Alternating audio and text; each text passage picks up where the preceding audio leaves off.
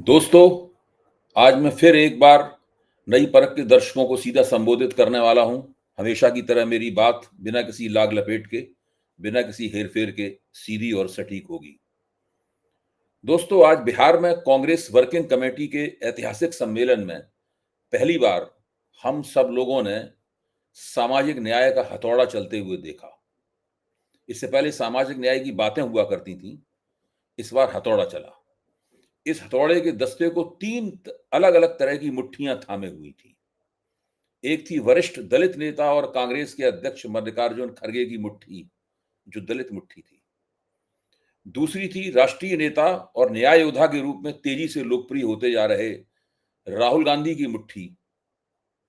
और तीसरी मुट्ठी थी बिहार के सर्वाधिक लोकप्रिय और मुख्यमंत्री की दौड़ में सबसे आगे तेजस्वी प्रसाद यादव की मुट्ठी।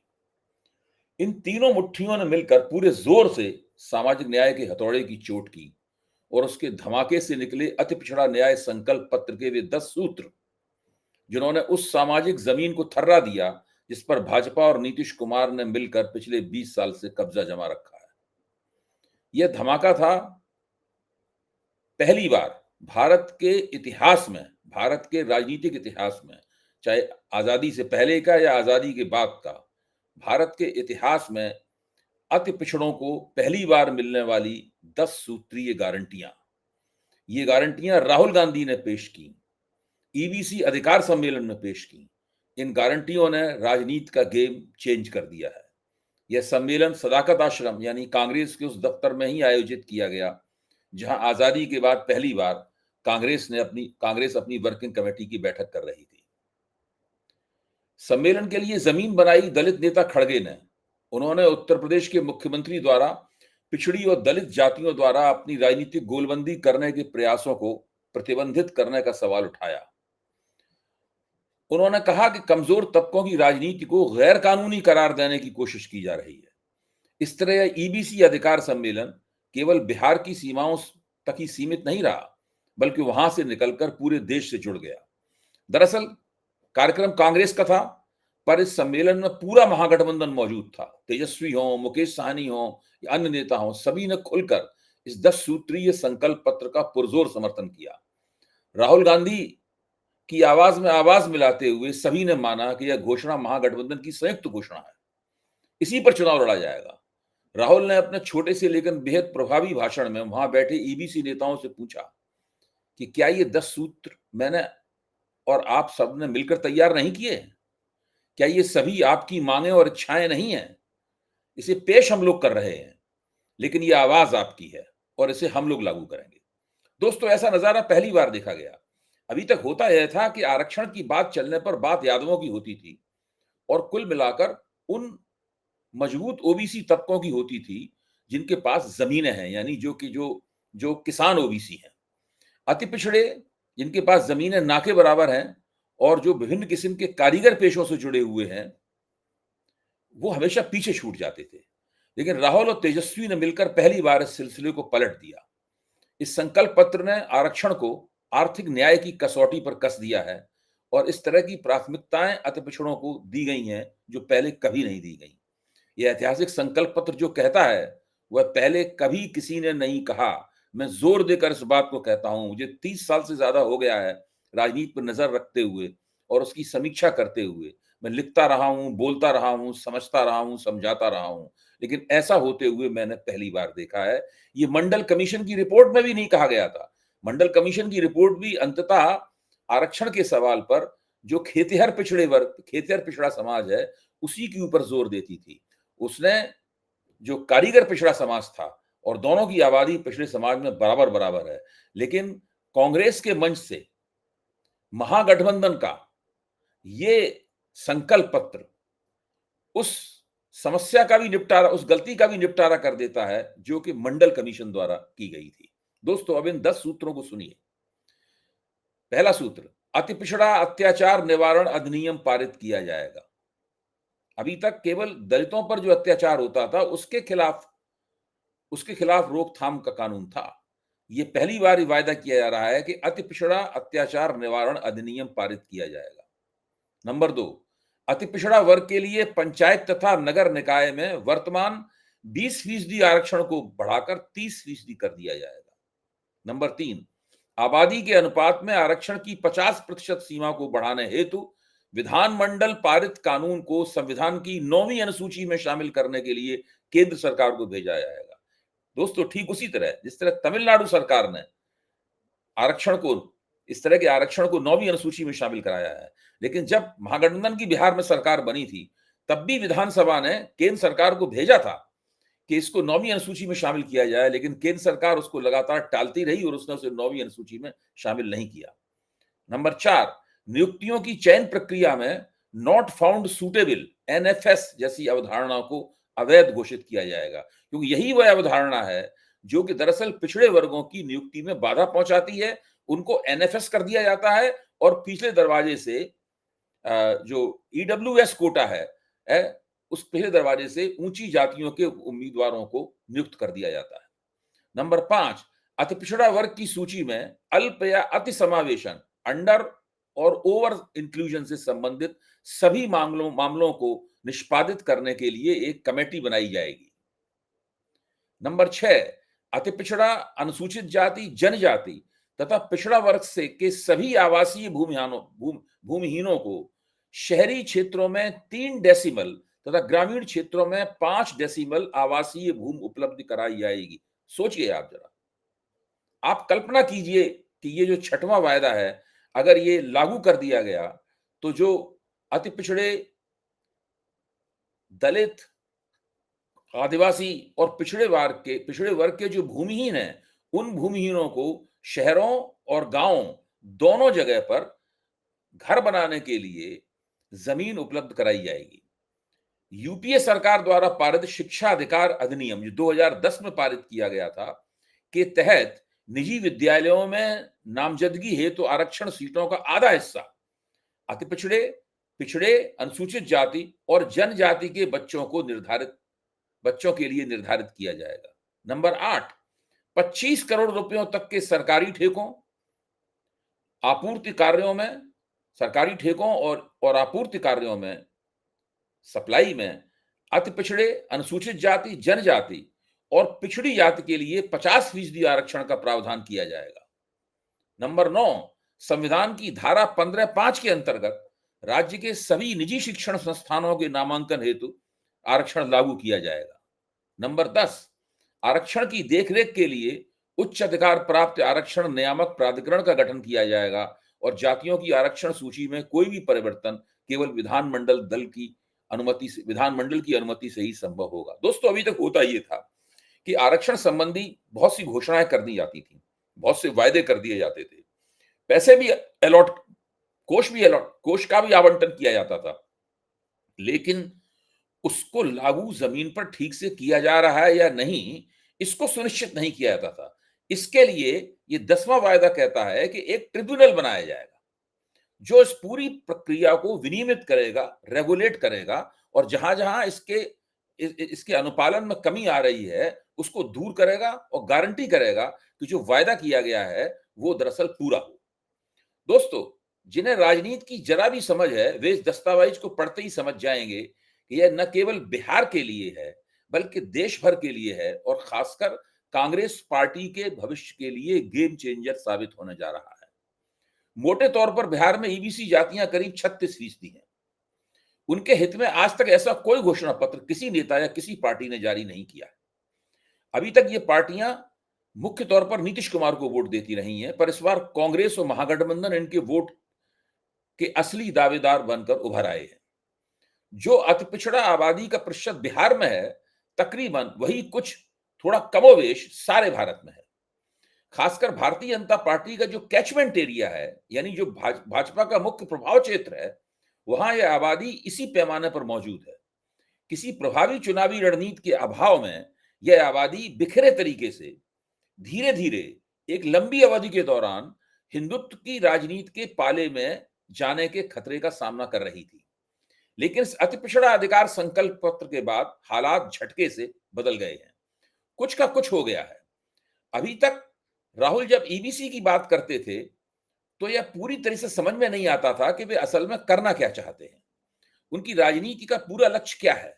अब जाकर पता चला है कि वे लगातार ईबीसी नेताओं के संपर्क में थे, उनके साथ नियमित रूप से बातचीत कर रहे थे, उनका मन लिया जा रहा था, उनकी मांगों को नापा तौला जा रहा था। इसी के साथ महागठबंधन के अन्य नेताओं को बैठाकर उनकी राजनीति को भी इन मांगों के साथ समायोजित किया जा रहा था। वर्किंग कमेटी की बैठक के साथ इस संकल्प पत्र की घोषणा को जोड़कर राहुल ने दरअसल देश की सबसे पुरानी पार्टी के भविष्य की राजनीति की दिशा तय कर दी है। अब कांग्रेस, समाजवादी पार्टी, राष्ट्रीय जनता दल और देश की अन्य पिछड़ी और दलित पार्टियों के साथ मिलकर देश की सबसे बड़ी सामाजिक न्याय की पार्टी बन गई है। दरअसल जातिगत जनगणना की मांग उठाने से लेकर अतिपिछड़ा संकल्प पत्र जारी करने तक की राहुल की यात्रा के पीछे लगातार विकसित हो रही एक रणनीति है। इसे इस प्रकार से देखा जा सकता है। राहुल ने पिछले 5-6 महीने में फरवरी से सितंबर तक 6 बार से ज्यादा बिहार की यात्राएं की। उसमें ईबीसी पर फोकस करते हुए नालंदा, जो कि नीतीश कुमार का गढ़ है, में ओबीसी ईबीसी सम्मेलन को संबोधित किया। वहां उन्होंने पलायन रोकने, नौकरी देने और शिक्षा और न्याय ऐसे मुद्दों पर युवाओं को आकर्षित किया। फरवरी में पटना में दलित ईबीसी वोट बैंक पर नजर डालते हुए उन्होंने अपनी तीसरी यात्रा की। अप्रैल में अतिपिछड़ा समाज को संबोधित किया और कर्पूरी रथ यात्रा शुरू की। जून 2025 में नालंदा में छठा दौरा ईबीसी सैनमारी के लिए ही था। जुलाई 2025 में दिल्ली के भागीदारी न्याय सम्मेलन में राहुल ने ओबीसी के प्रति अपनी गलती स्वीकार की, अपनी और अपनी पार्टी की गलती स्वीकार की और जाति जनगणना की मांग की। यह बिहार चुनाव से पहले ओबीसी ईबीसी वोट वापस पाने का एक बड़ा दांव था, जो बीजेपी की सामाजिक इंजीनियरिंग को चुनौती देता है। जनवरी जुलाई 2025 में बिहार दौरे पर एससी एसटी ओबीसी आरक्षण पर 50% की सीमा हटाने और पसमानदा मुस्लिम महाज के नेताओं से मुलाकात करने की गतिविधियां की गईं। मई 2025 में ईबीसी के राजनीतिक महत्व पर फोकस करते हुए राहुल ने कहा कि ये बिहार की राजनीति का एबीसी है। अप्रैल 2025 में केंद्र सरकार ने को जातिगत जनगणना की घोषणा करनी पड़ी। इसे राहुल ने अपनी जीत बताया। दोस्तों, यहां मल्लिकार्जुन खड़गे के भाषण का जिक्र करना जरूरी है। उन्होंने कहा कि बिहार की 80% आवासी ओबीसी ईबीसी और दलित और आदिवासी वर्गों से आती है। जनता जातिगत जनगणना और आरक्षण नीतियों में पारदर्शिता चाहती है। यानी केवल जातिगत जनगणना की घोषणा करना ही पर्याप्त नहीं है, वो जातिगत जनगणना पारदर्शी ढंग से की जानी चाहिए। कांग्रेस पार्टी और राहुल गांधी ने केंद्र सरकार को घेर कर जातिगत जनगणना के लिए मजबूर किया है। बिहार में भी कांग्रेस महागठबंधन सरकार के कार्यकाल में जातिगत सर्वेक्षण हो चुका है। मल्लिकार्जुन खड़गे ने कहा, मैं प्रधानमंत्री से पूछना चाहता हूं कि क्या मजबूरी है कि बिहार की जनता को सरकार द्वारा पारित 65% आरक्षण को संवैधानिक सुरक्षा नहीं मिल पाई, यानी उन 9वीं सूची में उसको शामिल नहीं किया जा पाया। इतिहास गवाह है कि कांग्रेस सरकार ने आज से 30 साल पहले तमिलनाडु के लोगों के लिए 69% आरक्षण को संवैधानिक सुरक्षा दी थी। इसे डबल इंजन अपने आप को डबल इंजन की सरकार कहने वाली सरकार नहीं कर पाई। खड़गे ने ताजा उदाहरण देते हुए कहा कि सबसे अजीब बात तो उत्तर प्रदेश के मुख्यमंत्री ने की, जो अपने आप को प्रधानमंत्री का उत्तराधिकारी समझते हैं। उन्होंने पहले आरक्षण के विरोध में लेख ही लिखा था। अब उन्होंने जातियों के नाम पर होने वाली रैलियों पर रोक लगा दी है। क्या प्रधानमंत्री जी देश को बताएंगे कि एक तरफ हम जातिगत जनगणना की बात कर रहे हैं और दूसरी तरफ ऐसे लोग जो अपने ऊपर होने वाले अनाचार और अत्याचार के खिलाफ सड़क पर उतरे हैं, उनको आपके मुख्यमंत्री जेल में डालने का इंतजाम कर रहे हैं? क्या ये सही है? आपको ये जनता को बताना चाहिए। दोस्तों, कांग्रेस की सर्वोच्च संस्था उनकी वर्किंग कमेटी ही है। उसकी ये बैठक यही नहीं रुकी। उसने प्रस्ताव पास करते हुए कहा कि कांग्रेस कार्य समिति यह घोषणा करती है कि मतदाता सूची के विशेष गहन पुनरीक्षण की साजिश आज हमारे लोकतंत्र के लिए एक सबसे बड़ा खतरा बन गई है। बिहार में साफ दिखता है कि यह प्रक्रिया योजनाबद्ध ढंग से दलितों, पिछड़ों, आदिवासियों और अल्पसंख्यकों जैसे हाशिए पर खड़े समुदायों को उनके मताधिकार से वंचित करने के लिए रची गई है। मताधिकार इस हमले के माध्यम से किया जा रहा यह षड्यंत्र अंततः इन समुदायों को सरकारी कल्याणकारी योजनाओं और उनके संवैधानिक आरक्षण के अधिकार से भी वंचित कर देगा। जब जनता का वोट छीना जाएगा तो उसके साथ उसका भविष्य, उसकी गरिमा और उसके संवैधानिक अधिकार भी छीन लिए जाएंगे। कांग्रेस कार्य समिति की इस विस्तारित बैठक में कहा गया कि नीतीश कुमार के खोखले वायदों और विश्वासघात से नाराज होकर आज बिहार की जनता सड़कों पर उतर चुकी है। मुख्यमंत्री के रूप में 20 वर्षों के लंबे कार्यकाल के बावजूद उन्होंने जनता को सशक्त बनाने के लिए बहुत ही कम काम किया है। कभी 27% रहने वाला चीनी उत्पादन घटकर सिर्फ 3% पर सिमट गया है। औद्योगिक विकास लगभग ठप है। राज्य की पूंजीगत आवश्यकताओं का महज 33% ही स्वयं राज्य द्वारा पूरा किया जा रहा है। शेष के लिए बिहार को केंद्र, विकास बैंकों और तरह तरह के कर्जों पर निर्भर रहना पड़ता है। यह ऋण निर्भरता बिहार को और अधिक गरीबी और पिछड़ेपन की तरफ धकेल रही है। इस प्रस्ताव में कहा गया है कि जनता दल यूनाइटेड और भाजपा के गठबंधन के बाद भ्रष्टाचार और अपराध तथाकथित डबल इंजन सरकार के असली इंजन बनकर सामने आ गए हैं। यह सरकार नोट चोर है। इसका सबसे बड़ा सबूत सीएजी की रिपोर्ट है, जिसमें बिहार के 49,649 लंबित उपयोगिता प्रमाण पत्र दर्ज हैं और इनकी राशि भयावह 70,877 करोड़ तक पहुंचती है। इसे सिर्फ भ्रष्टाचार कहना कम होगा। यह संगठित लूट है, दिन दहाड़े डकैती है। इसने जनता का खून चूसकर सत्ता को पाला पोसा है। यह तो बस कहानी की शुरुआत है। नीतीश कुमार के सबसे करीबी सहयोगी के इर्द गिर्द सैकड़ों करोड़ रुपए के भ्रष्टाचार के घोटाले उजागर हो चुके हैं। उनके अधिकारियों पे हुई छापेमारी में हैरत अंगेज दृश्य सामने आए हैं, जहां करोड़ों रुपए पानी की टंकियों में छिपाए हुए मिले, शौचालयों के पाइपों में ठूसे गए थे और घबराहट में जलाई गई आधी जली नोटों की गड्डियां तक बरामद हुई।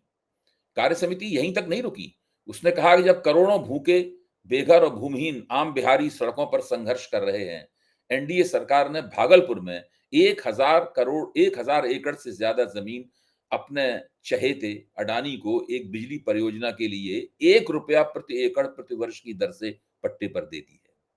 इस परियोजना को पूरा करते समय सरकार ने उन किसानों से न तो परामर्श किया, न ही उनकी सहमति ली जिनकी जमीन छीनी जा रही है।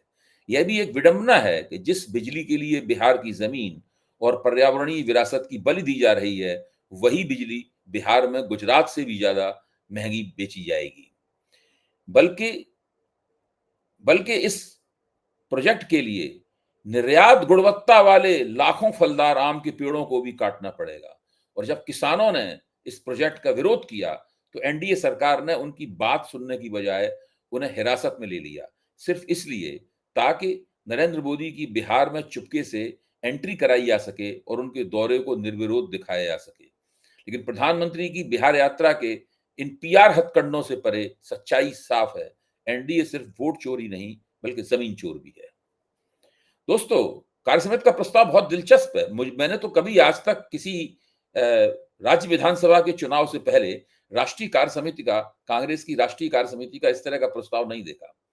इसीलिए मैं इसको आपके सामने उसके महत्वपूर्ण हिस्से रख रहा हूं, क्योंकि इसको ये कोई पार्टियों में आमतौर पर प्रस्ताव जो पास होते हैं वो बड़े बोरिंग होते हैं। लेकिन इस प्रस्ताव को देखिए आप, इसके अंदर बहुत सुव्यवस्थित तरीके से विभिन्न आरोपों और विभिन्न आंकड़ों के जरिए एक खास तरह की राजनीति को रेखांकित किया गया है और उसकी नक्शा-नवीसी की गई है। दोस्तों, कार्य समिति के प्रस्ताव में आरोप लगाया गया है कि इस जमीन चोर सरकार ने बिहार भूमि सर्वेक्षण बीएलएस के जरिए बिहार में ठीक वैसे ही भय और अराजकता फैला दी, जैसे उसने एसआईआर के जरिए दहशत फैलाई थी।